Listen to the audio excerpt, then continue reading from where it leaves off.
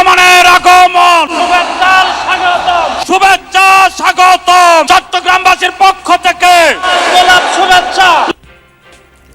চট্টগ্রাম, ফেনী, কুমিল্লায় ধানের শীষের বিশাল শোডাউন। সরকার গঠনের সুযোগ পেলে দুর্নীতি ও অপরাধ দমনে কঠোর হওয়ার ঘোষণা তারেক রহমানের। আমরা আপনারা যাতে চিকিৎসা সুবিধা পান, বিশেষ করে গ্রামের মানুষ যাতে করে চিকিৎসা সুবিধা পায়, তার জন্য আমরা সারা দেশে গ্রামে গ্রামে হেলথ কেয়ারের আমরা দিতে চাই।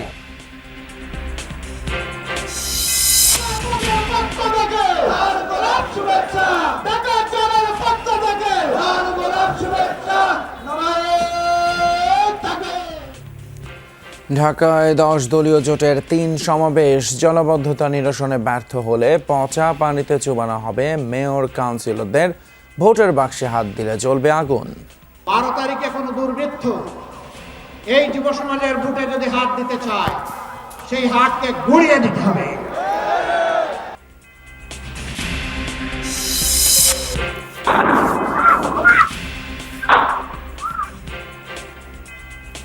গাজীপুরে ফিল্ম স্টাইলে ব্যাংকিং এজেন্টের 25 লাখ টাকা ছিনতাই। ককটেল ফাটিয়ে দিন দুপুরে টাকার ব্যাগ নিয়ে গেল দুষ্কৃতিকারীরা।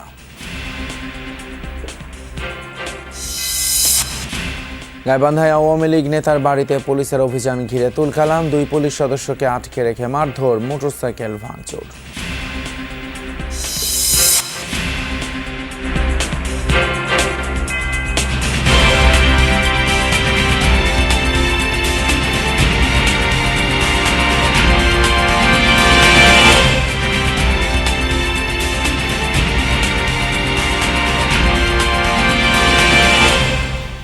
সবাইকে আমন্ত্রণ যমুনা নিউজে। আপনাদের সঙ্গে আছি আমি ফয়সাল তিতুমির। এতক্ষণ শিরোনামগুলো দেখলেন। চট্টগ্রামের সাথে সম্পর্ক আবেগের, আর বৃহত্তর কুমিল্লা নোয়াখালীর সঙ্গে আত্মীয়তার, এমন ব্যক্তিগত অধিকারে কথা স্মরণ করে ধানের শীষে ভোট চাইলেন বিএনপি চেয়ারম্যান তারেক রহমান। তিনি বলেন, ক্ষমতায় এলে টুটি চেপে ধরবেন দুর্নীতির, খালেদা জিয়ার সরকারের মতো কঠোর হবেন অপরাধ দমনে। এরপর ফেনীর জনসভায় তিনি দেশবাসীকে সতর্ক করে বলেন, নতুন করে আবার যেন কেউ ভোট এবং কথা বলার অধিকার কেড়ে নিতে না পারে, সেজন্য সতর্ক থাকতে হবে। ফেনী থেকে কুমিল্লায় আসেন তারেক রহমান, ভাষণ দেন একাধিক সমাবেশে। আরফিন শাকিলের রিপোর্টে বিস্তারিত। ছবি তুলেছেন জিহাদ ইসলাম এবং তানভীর মিজান।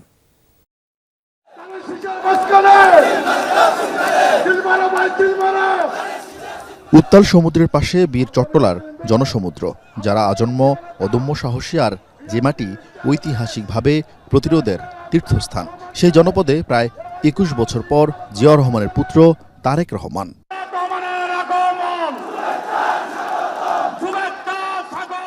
বারোয়ালিয়ার পুণ্যভূমিতে ধানের শীষের নয়া কাণ্ডারিকে সাদরে সম্ভাষণ জানায় সংগ্রামী সমাবেশ। কি সমতল, কি পাহাড়, কি ধর্ম কিংবা বর্ণ, জিয়া পুত্রকে কাছে পেয়ে আপন করে নেয় জনতা।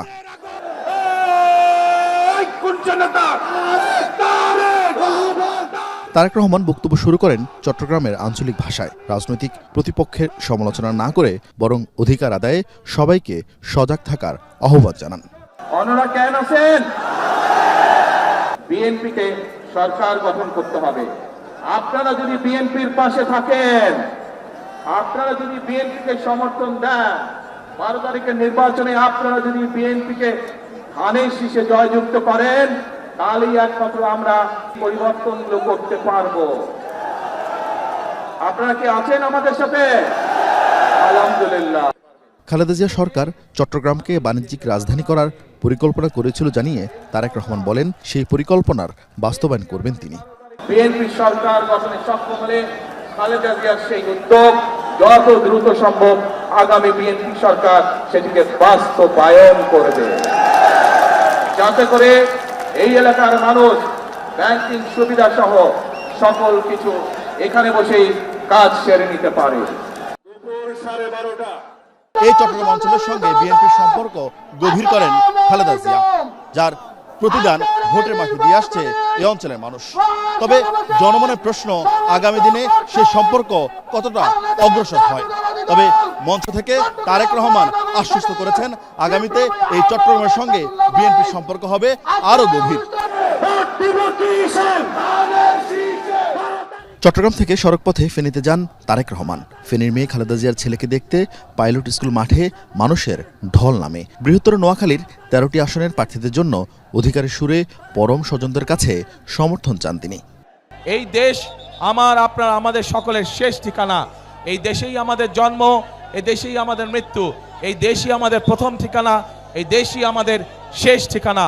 সেই জন্য এই দেশকে গড়ে তুলতে হলে আমাদের সকলকে ঐক্যবদ্ধ থাকতে হবে। পথে 14 গ্রামে জনসভায় ভাষণ দেন বিএনপি চেয়ারম্যান। এরপর যান কুমিল্লা দক্ষিণ ও চাঁদপুরের প্রার্থীদের জনসভায়। জনতার কাছে তুলে দেন ধানের শীষের প্রার্থীদের। ওই যে বললাম আপনাদের একটা জরুরি গুরুত্বপূর্ণ কাজ আছে, সেটা হচ্ছে 12 তারিখে ধানের শীষকে নির্বাচিত করতে হবে। ধানের শীষের সিল দিয়ে ধানের শীষকে নির্বাচিত করতে হবে। এরপর দাউদকান্দি ও নারায়ণগঞ্জে সমাবেশ করবেন বিএনপি চেয়ারম্যান। এই যে কামরুলের হাতে আমি ধানের শীষ দিয়ে আরিফিন শাকিল, যমুনা নিউজ, কুমিল্লা। দেশের অভ্যন্তরীণ বিষয়ে হস্তক্ষেপ সহ্য করবে না জামায়াত, এমন হুঁশিয়ারি দিয়ে দলটির আমির ডক্টর শফিকুর রহমান বলেন, তারা সকলের সাথে বন্ধুত্ব চায়, তবে অভ্যন্তরীণ বিষয়ে হস্তক্ষেপ নয়। রাজধানীর যাত্রাবাড়ি, গ্যান্ডারি এবং বকশীবাজারে নির্বাচনী জনসভায় বক্তব্য রাখেন তিনি। বলেন, দেশে আর ফ্যাসিবাদ ফিরতে দেয়া হবে না। হেরে যাওয়ার ভয়ে কেউ কেউ বাঁকা অন্ধকার গলিতে হাঁটার চেষ্টা করছে বলে অভিযোগ করেন জামায়াতের আমির। উত্তরবঙ্গে দুদিনের সফর শেষে এবার ঢাকার নির্বাচনী মাঠ চষে বেড়াচ্ছেন জামায়াতের আমির ডাক্তার শফিকুর রহমান। রোববার সকালে রাজধানীর যাত্রাবাড়িতে 11 দলীয় জোটের জনসভায় অংশ নেন তিনি। দুপুর 12টা নাগাদ সমাবেশ মঞ্চে হাজির হন জামায়াতের আমির ডাক্তার শফিকুর রহমান। এ সময় স্লোগানে মুখরিত হয় পুরো এলাকা। প্রধান অতিথির বক্তব্যে তিনি গণভোটে হ্যাঁ জয়যুক্ত করার আহ্বান জানিয়ে বলেন, দেশে আর ফ্যাসিবাদ দেখতে চায় না। যারা জনতার এই মনের ভাষা বুঝতে পারছেন না, জনগণ 12 ফেব্রুয়ারি তাদের এই ভাষা বুঝিয়ে দেবে। দেশে কোনো ফ্যাসিবাদী শাসন কায়েম হবে, দেশের জনগণের অর্থে কিনা অস্ত্র থেকে গুলি তাদের বুকে ছোড়া হবে, আর দেখতে চাই না। এই ফ্যাসিবাদের সকল জড় যদি কেটে দিতে হয়, 12 তারিখ ইনশাআল্লাহ গণভোটে হ্যাঁ বলতে হবে। জামায়াত সরকার গঠন করলে নারীদের নিরাপদ কর্মসংস্থান গড়ে তোলার প্রতিশ্রুতি দেন ডাক্তার শফিকুর। অঙ্গীকার করেন কর্মজীবী নারীদের জন্য ইভিনিং বাস সার্ভিস চালু করার। আমরা কথা দিচ্ছি, ঘরে, চলাচলে এবং কর্মস্থলে 3টা জায়গায় আপনাদের জন্য আমরা ইনশাআল্লাহ সর্বোচ্চ গুরুত্ব দিয়ে নিরাপত্তা নিশ্চিত করব এবং মর্যাদা আপনাদের হাতে তুলে দেব। কোন জালিম আপনাদেরকে আর ইভটিজিং করার দুঃসাহস দেখাবে না। যাত্রাবাড়ির জনসভা শেষে জামায়াতের আমির যোগ দেন গ্যান্ডারিয়ার ধূপখোলা মাঠে ঢাকা 6 আসনের নির্বাচনী জনসভায়। উপস্থিত ছিলেন 11 দলীয় জোটের নেতারা। এ সময় ডাক্তার শফিকুর রহমান বলেন, দেশের অভ্যন্তরীণ বিষয়ে হস্তক্ষেপ সহ্য করবে না জামায়াত। বাংলাদেশের মানুষ যখন মুক্তির সন্ধানে তাদের সিদ্ধান্ত নিতে যাচ্ছে, তখন আমাদের আভ্যন্তরীণ ব্যাপারে অনেকে প্রকাশ্যে হস্তক্ষেপ করছেন। আমরা তাদের প্রতি বিনয়ের সাথে শক্ত কণ্ঠে অনুরোধ জানাবো, মেহেরবানি করে আমাদের আভ্যন্তরীণ বিষয়ে আর নাক গলাতে আসবেন না। এতদিন নাক গলে যে তরল পদার্থ বের হয়েছে, মেহেরবানি করে টিস্যু দিয়ে এখন একটু সামলে নেন। জামায়াতের আমির বলেন, যাদের দলে এত ঋণ খেলাপি প্রার্থী, তারাই বলছে ক্ষমতায় এলে দুর্নীতি মুক্ত করবে। একটা দল শুনলাম ইদানিং বলছেন তাদের হাতে দেশ আসলে তারা নাকি দুর্নীতি নিয়ন্ত্রণ করবেন। যাদের সংসদ সদস্য 39 জন গুরুতর ঋণ খেলাপি, কায়দা করে তাদেরকে বানানো হয়েছে ক্যান্ডিডেট, তারা বাংলাদেশের মানুষকে দুর্নীতিমুক্ত করবে না। আপনাদের সকলের সুপরিচিত। এরপর জামায়াতের আমির যান ঢাকা 7 আসনের আলিয়া মাদ্রাসা মাঠের নির্বাচনী জনসভায়। গণভোটে হাঁ ও দাড়িপাল্লার পক্ষে ভোট চান তিনি। আমরা আপনাদের আমানতের পাহারাদার হতে চাই, চৌকিদার হতে চাই। যদি আমাদের উপরে আমানত দেন, আল্লাহ যদি হায়াতে বাঁচায় রাখেন, 5টা বছর আমরা আপনাদের চৌকিদারের দায়িত্ব পালন করব। ফয়সাল মাহমুদ, যমুনা নিউজ, ঢাকা। চলছে জমজমা ট্যাক্স নির্বাচনের প্রস্তুতি। প্রচারণায় সরগরম রাজনীতির মাঠ। স্বতন্ত্র প্রার্থীরাও জোর কদমে চালাচ্ছেন প্রচারণা। অন্য প্রার্থীরাও নানান প্রতিশ্রুতি নিয়ে ঘুরছেন ভোটারদের দ্বারে দ্বারে। কম বেশি সবারই বিভিন্ন অভিযোগ থাকলেও সুষ্ঠু ভোট নিয়ে বেশ আশাবাদী সব প্রার্থী। দেশ জুড়ে পুরো দমে শুরু হয়ে গেছে নির্বাচনী আবহ। গতকালই নিজের 6 দফা ইশতেহার ঘোষণা করেছেন ঢাকা 9 আসনের স্বতন্ত্র প্রার্থী তাসনিম জারা। সকাল থেকে খিলগাঁওয়ে গণসংযোগ করেছেন তিনি। আমাদের ইশতেহারটা একেবারেই মাঠ থেকে উঠে আসা, মানুষের যে চাওয়া পাওয়া, একদম ভেতরের যে আকাঙ্ক্ষাগুলো, সেগুলো আমরা প্রতিফলন করার চেষ্টা করেছি। এদিকে বিএনপি থেকে বেরিয়ে ঢাকা 14 আসনে স্বতন্ত্র প্রার্থী হিসেবে লড়ছেন সৈয়দ আবু বকর সিদ্দিক সাজু। প্রচারণাও চালাচ্ছেন জোরে সোরে। এই যে নতুন ভোটার, তরুণ প্রজন্ম, তাদের মেধাকে কাজে লাগিয়ে আমরা একটি গ্রিন মিরপুর, ক্লিন মিরপুর, একটি বাসযোগ্য আদর্শ মিরপুর হিসেবে রাজধানীর বুকে মিরপুরকে প্রতিষ্ঠা করব। এদিকে ঢাকার 8 আসনে জনগণের কাছে গিয়ে কুশল বিনিময় করে ভোট চাইছেন 10 দলীয় জোটের প্রার্থী নাসিরউদ্দিন পাটোয়ারি। ঢাকা 11 আসনেও ভোটারদের সঙ্গে গণসংযোগ চালাচ্ছেন এনসিপির নাহিদ ইসলাম। শেখ হাসিনা তো 10 টাকায় চাল খাওয়ানোর কথা বলেছিল, কৃষিকার্ডগুলো কিন্তু আগে থেকেই দেওয়া হচ্ছে, এমন সরকারে আসলে তারা দিবে বলতেছে। বিভিন্ন এলাকায় দেখবেন তারা এখন থেকে এটা দিচ্ছে, এই টাকাটা নিজেদের টাকা দিয়ে তারা দিতেছে। এই টাকা তারা কোথায় পাচ্ছে? কোথাও আমাদেরকে ডিম মারতেছে, কোথাও ময়লা পানি মারতেছে। যুব দলের কর্মীদেরকে বিভিন্ন জায়গায় দাঁড় করিয়ে রাখছে, যে বিভিন্ন জায়গায় হকি স্টিক, তারপরে স্ট্যাম্পগুলা ব্যাপক হারে বিক্রি হচ্ছে। নানান অভিযোগ থাকলেও সুষ্ঠু নির্বাচন নিয়ে বেশ আশাবাদী প্রার্থীরা। ত্রয়োদশ সংসদ নির্বাচনে প্রচারণা চলবে 10 ফেব্রুয়ারি সকাল 8টা পর্যন্ত। সুমাইয়া ঐশী, যমুনা নিউজ, ঢাকা। আসন্ন জাতীয় নির্বাচনে সারা দেশে জমে উঠেছে প্রার্থীদের প্রচারণা। রোববার সকাল থেকেই ব্যস্ত সময় কাটান প্রার্থী এবং কর্মী সমর্থকরা। ঠাকুরগাঁও 1 আসনে বিএনপি প্রার্থী দলের মহাসচিব মির্জা ফখরুল ইসলাম আলমগীর বরুণাগাঁও এলাকায় পথসভা করেন। বিজয়ী হলে দেশ ও মানুষের উন্নয়নে কাজ করার প্রতিশ্রুতি দেন তিনি। খুলনা মহানগরের 30 নম্বর ওয়ার্ডের রূপসা স্ট্যান্ড রোড থেকে নির্বাচনী পথসভা শুরু করেন খুলনা 2 আসনের বিএনপি প্রার্থী নজরুল ইসলাম মঞ্জু। নির্বাচনী প্রচারণায় রাজশাহী 2 আসনের বিএনপি প্রার্থী মিজানুর রহমান মিনু বলেন, গত 17 বছর ভোট দিতে পারেনি মানুষ, তাই এবারের ভোট নিয়ে মানুষের ব্যাপক আগ্রহ। সলুয়া গ্রামে পথসভা করেছেন খুলনা 5 আসনের জামায়াত প্রার্থী মিয়া গোলাম পারওয়ার। তিনি বিএনপির বিরুদ্ধে ফ্যামিলি কার্ড বিতরণের নামে প্রতারণা ও আচরণবিধি লঙ্ঘনের অভিযোগ করেন। পঞ্চগড়ে নির্বাচনী প্রচারণায় আমরখানা ইউনিয়নের বিভিন্ন এলাকায় গণসংযোগ উঠোন বৈঠক করেন 11 দলীয় জোট প্রার্থী সার্জিস আলম। বলেন, পূর্ব নির্ধারিত হেভি ওয়েটের যে চিন্তা বা কনসেপ্ট ছিল, এটা আর এই বাংলাদেশে টিকবে না।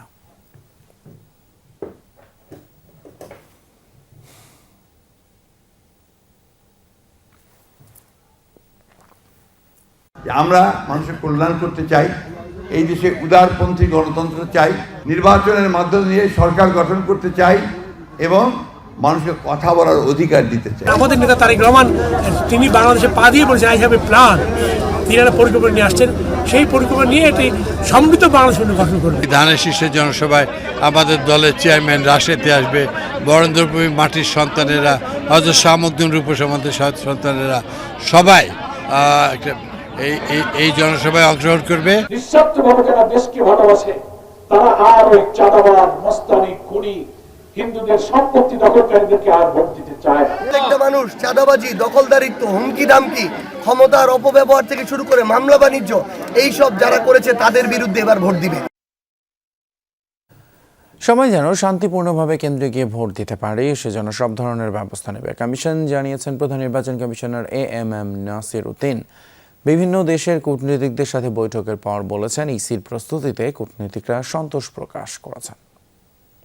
নিশ্চিত নিরাপত্তার ব্যবস্থা ইনশাল্লাহ আমরা করব, যাতে কথা বলতে অত্যন্ত শান্তিপূর্ণভাবে সবাই কেন্দ্রে আসতে পারে, ভোটটা দিতে পারে, ভোটটা দিয়ে যাতে ফিরে যেতে পারে। আমাদের তরফ থেকে we will do our best to ensure a safe environment for the voters এবং এটা ইনশাল্লাহ আমরা পারবো। ভোলার বোরহানউদ্দিনে জামায়াত ইসলামের মিছিলকে কেন্দ্র করে বিএনপি ও জামায়াত কর্মীদের মধ্যে সংঘর্ষ হয়েছে। এই ঘটনায় দুই পক্ষের অন্তত 6 জন আহত হয়েছেন। রোববার সন্ধ্যায় বোরহানগঞ্জ বাজার এলাকায় এই ঘটনা ঘটে। স্থানীয়রা জানায়, ভোলা 2 আসনে জামায়াত প্রার্থী ফজলুল কিরামের নির্বাচনী প্রচারণার একটি মিছিল বের করা হয়। এ সময় ছাত্রদলের কয়েকজনের সাথে জামায়াতের সমর্থকদের বাঘ বিতণ্ডা হয়। তারা এক পর্যায়ে দুই পক্ষ সংঘর্ষে জড়িয়ে পড়ে। পুরো ঘটনাস্থলে পুলিশ এসে পরিস্থিতি নিয়ন্ত্রণ করে। এদিকে রোববার বিকেলে চুয়াডাঙ্গা 1 আসনে আলমডাঙ্গা উপজেলার যুগের হুদা গ্রামে বিএনপি ও জামায়াত সমর্থকদের সংঘর্ষ হয়েছে। এতে আহত হয়েছে নারী সহ অন্তত 13 জন। জামায়াতের কয়েকজন নারী কর্মী ভোটারদের বাড়ি বাড়ি গিয়ে প্রচার করছিলেন বলে জানায় জামায়াত পক্ষের লোকজন। এ সময় বিএনপির সমর্থকরা তাদের কাজে বাধা দেয় বলে অভিযোগ করেন তারা। অন্যদিকে বিএনপি কর্মীরা দাবি করেন ভোটারদের ব্যক্তিগত তথ্য নিয়ে কোরআন শরীফ ছুঁয়ে ভোট দেওয়ার শপথ করাচ্ছিলেন জামায়াতের নারী কর্মীরা।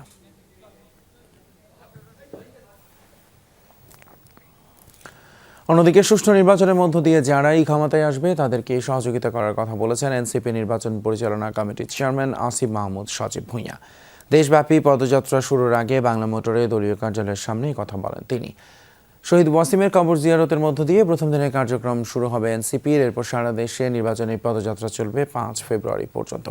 24টি জেলা ঘুরে ঢাকায় এসে শেষ হবে এই পদযাত্রা। এনসিপির প্রার্থী এবং জোটের প্রার্থীদের পক্ষে প্রচারণা চালানো হবে এই পদযাত্রার মূল লক্ষ্য বলে জানান আসিফ মাহমুদ। পাশাপাশি হ্যাঁ ভোটের পক্ষেও প্রচার চালানো হবে বলে জানান তিনি।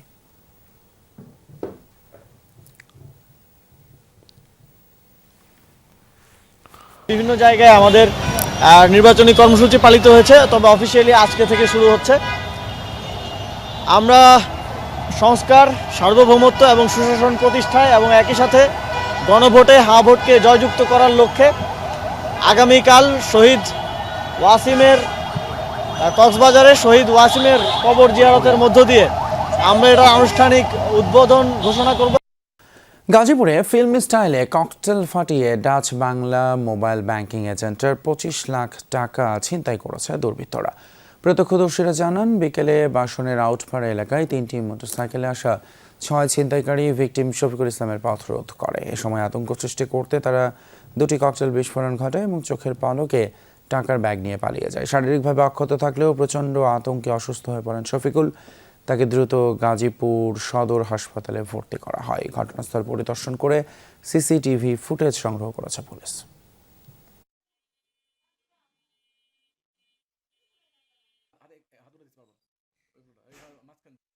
ককটেল বিস্ফোরণ করে টাকা আর অস্ত্র ঠেকিয়ে এবং 2 রাউন্ড গুলি বিস্ফোরণ করে আমাদের টাকাগুলো ছিনিয়ে নেয়। গুলি করলো একটা পিস্তল ছোট হাতে, আর এদিক দিয়ে পরে একটা ব্যাগ নিয়ে ওই দিক দিয়ে গেছে। যাওয়ার সময় পরে ওই জায়গায় একটা গুলি করছে রাস্তার ভিতরে। আমাদের একাধিক টিম কাজ করতেছে। আমরা ভিডিও ফুটেজ সংগ্রহ করে আসামিদের শনাক্তপূর্বক টাকা উদ্ধারের জন্য তৎপর আছি। গাইবান্ধার গোবিন্দগঞ্জে কার্যক্রম নিষিদ্ধ আওয়ামী লীগের এক নেতাকে গ্রেপ্তার করতে গেলে পুলিশের উপর হামলা হয়েছে। এই ঘটনায় আহত হয়েছেন 4 পুলিশ সদস্য। পুলিশ জানায় রোববার রাতে আসামি গ্রেপ্তারে উপজেলার কাটাবাড়ি ইউনিয়নের বাগদাবাজার এলাকায় গেলে হামলা হয় তাদের উপর। স্থানীয়রা জানায় উপজেলা আওয়ামী লীগের প্রচার ও প্রকাশনা বিষয়ক সম্পাদক জোবায়ের হাসান শফিক মাহমুদ গোলাপকে গ্রেপ্তারের জন্য পুলিশ তার বাড়িতে গেলে সংগঠনের নেতাকর্মীরা পুলিশ সদস্যদের ঘরের ভেতর আটকে রেখে মারধর করে। এ সময় পুলিশের 2টি মোটরসাইকেলও ভাঙচুর করা হয়। আহতরা হলেন গোবিন্দগঞ্জ থানার police officer Selim Reza, Kayes, Mominul, constable Hossain. খবর পেয়ে পুলিশ ঘটনাস্থল থেকে আহতদের উদ্ধার করে। ঘটনার পরপরই পালিয়ে যায় হামলাকারীরা।